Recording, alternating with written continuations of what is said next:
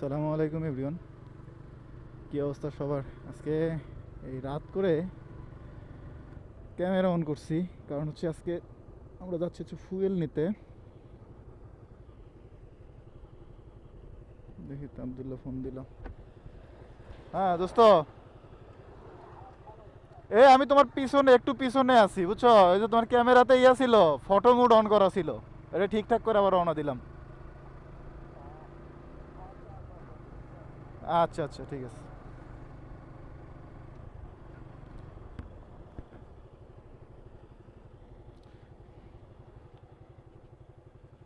আমি অনেকটা পিছে পড়ে গেছিলাম, যার জন্যে ও ফোন দিছে। আজকে ফুয়েলের জন্য বের হয়েছি হচ্ছে কয়টার দিকে, 2:30-এ বের হয়েছি। প্রথমে একটা পাম্পে গেলাম, ওইখানে দেখি ফুয়েলের জন্য লাইন হচ্ছে প্রায় 1 কিলোমিটার, তার বেশি হবে, কম হবে না। তো পরে ওইখান থেকে কোনো রকম বের হয়েছি, ওইখান থেকে এসে আর একটা পাম্পে ঢুকলাম। ওইখানে যা তা অবস্থা, প্রায় মিডলে চলে গেছি সিরিয়ালের।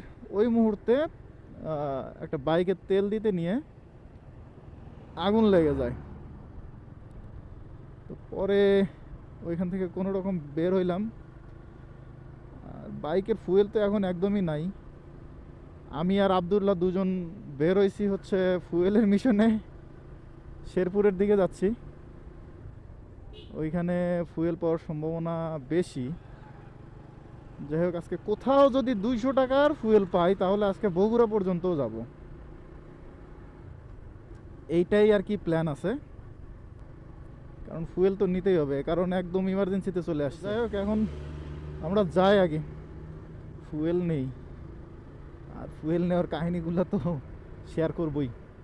এখানে ফুয়েল দেওয়ার কথা, দেখি এখানে কোনো ওয়ে আছে কি না। না, এখানে ফাঁকা।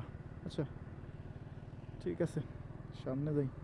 ফুয়েলের যে কন্ডিশন, আজকে যদি ফুয়েল না পাই, আমি জানি না বগুড়া থেকে আমি আবার আসতে পারবো কি না।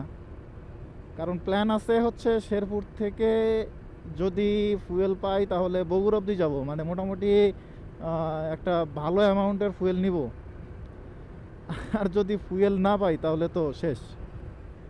এই তো ফুয়েলের গাড়ি যাচ্ছে,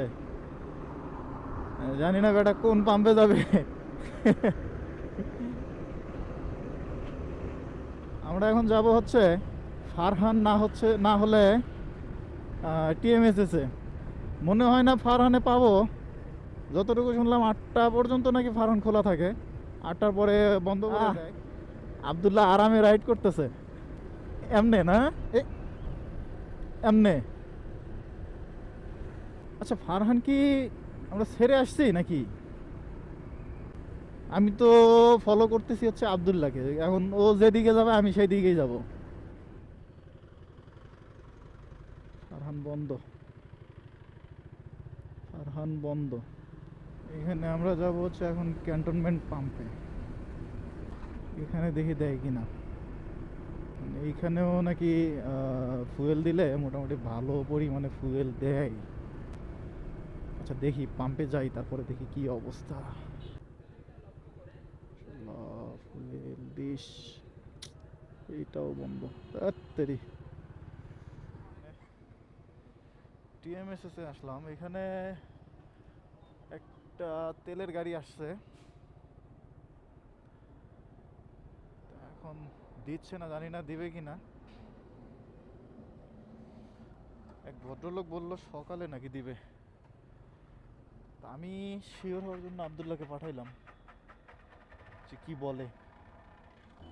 একটা পাম্পেও তেল দিচ্ছে না, ওই পাশে যে কি অবস্থা। আজকে মোটামুটি সব জায়গাতেই ফেল হচ্ছি।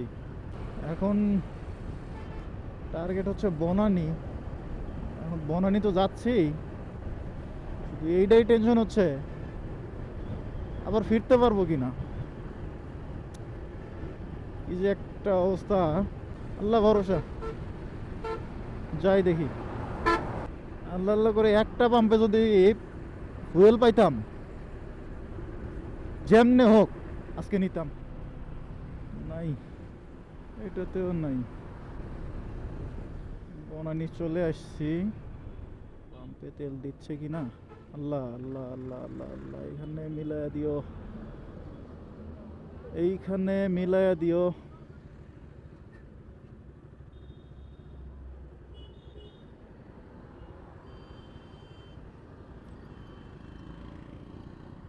নাই, আজকে শুধু বিপদ দিও না। আজকে বিপদ দিলে উদ্ধার হইতে খুব কঠিন হবে দুইজনেরই।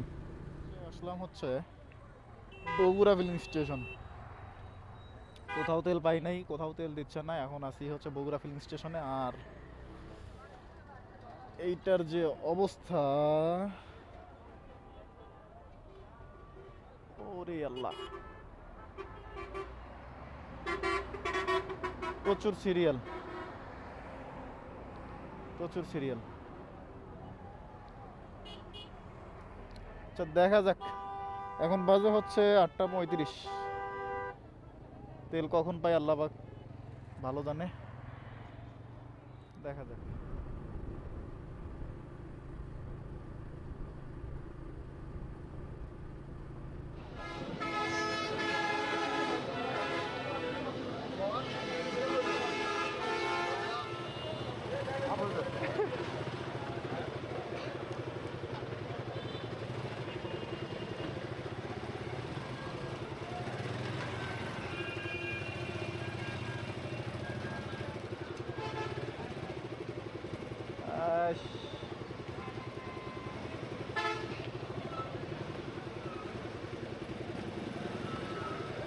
এখানে ফাইনালি 500 টাকার পেট্রোল পাইলাম।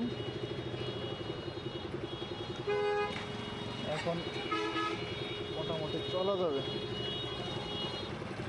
আর বাকিটুকু এলাকা থেকে কালেক্ট করতে হবে।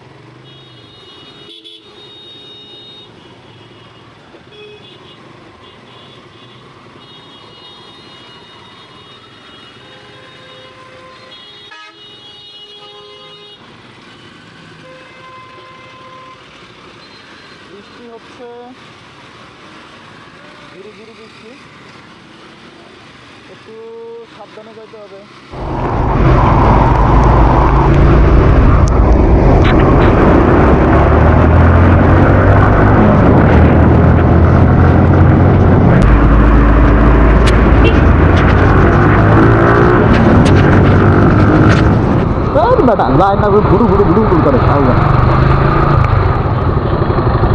এটা কোনো কথা?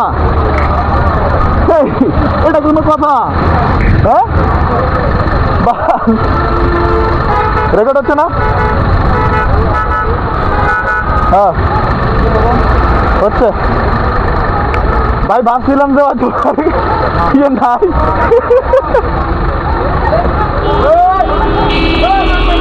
যা আছে কপালে, ভুল হয়ে ভালো হয়েছে, বুঝতে ওদিকে গেলে 500 আছে। হ্যাঁ